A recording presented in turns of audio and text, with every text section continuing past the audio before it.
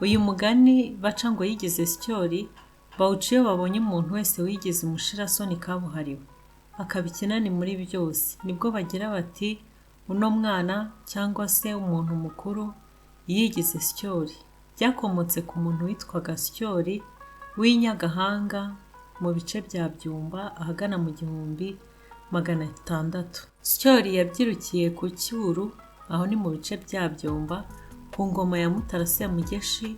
Abyiruka akunda umuhigo, aba umuhigi w'umukogoto, akica inyamaswa z'ishyamba ndetse ntakangwe n'iz'inkazi nk'intare, ingwe, imbogo n'izindi.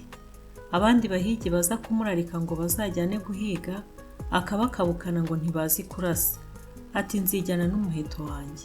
Umugore we yamugira inama yo gufatanya n'abandi kuko nta mugabo umwe, Syoli akamutwama. Waho ntugira ngo nanjye ndi nka bamwe mupfa kwita abahigi? Aturetse no kujyana umuheto, naho najyana inkoni yanjye nta nyamaswa yandinda. Umugore agatererayo utwatsi aturambona, ariko bimwanga mu nda. Bukeye ashaka inzoga ayijyana ku Cyuru kwa sebukwe, ise wa Syoli. Ageze yabwira sebukwe ati dawe, iyi nzoga nkuzaniye niyo kugira ngo uzampanire umuhungu wawe yarananiye. Yihaye kujya higa mu ishyamba rya Nyagahanga wenyine kandi muzi uko rimeze. Ati ndetse n'abandi bahigi baramuraritse arabirukana ngo niwe uzi umuheto wenyine. Batirimuka nagira ngo mwumvishe ukuri kwabo akantwama akandaza ku nkeke nkobo. Sebukwe aramusubiza ati genda ndamara 3 nkaza kubaza icyo kiroge uko cyigize. Ya minsi ishize umukambwe arashyogoza ajya i Nyagahanga iwe umuhungu we. Ageze yasanga Syoli yagiye guhiga wenyine.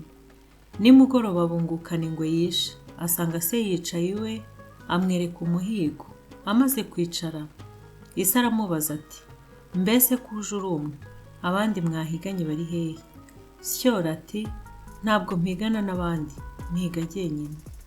Ise arongera aramubwira ati ese mwana wanjye, niba uri n'umukogoto, harya urasa umuhinyoro ntiyarengera uzi kwinjiza? Syoli ati aho nabereye sindahigana n'abandi. Ise ararakara ati nkabona n'umugore wawe yaraguhannye ukamunanira, koko wigize ntabikozwa. Yungamo ati harya ngo wica ingwe sha, hari ubwo urutoni urunguru ruzakwihererana ubure kivurira. Umusaza ararataraye nk'icyazinduka yitahira. Amaze gutaha muka Syoli asigara mu mazi abira kuko yareze umugabo kuri sebukwe. Syoli arabisha abwira umugore ati ubu ngiye mu ishyamba kandi sinjya n'umuheto, ndajyana icumu n'inkoni yanjye nkuzanira intare, ariko nimara kuyikwereka wiyimbire noyayo. Nuko aturumbukana icumu n'umujinya wica inka. Ubwo hari ku kagoroba ageze ku ishyamba ajya ku nama mu rucucu rwari munsi y'inzira.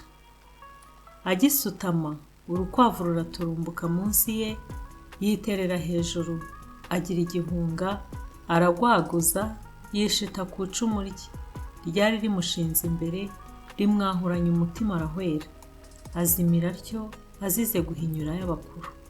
Kuva ubwo rero rubanda bibuka ko yajyaga ananira abamuhanaga ntakangwe n'inyamaswa z'inkazi, bakurizaho bavuga umuntu wese wananiranye mu mico, mu myifatire akagira intakorekwa, bakavuga bati yigize Syoli. Kwigira Syoli bisobanuye kunanirana mu mico ndetse no mu myifatire.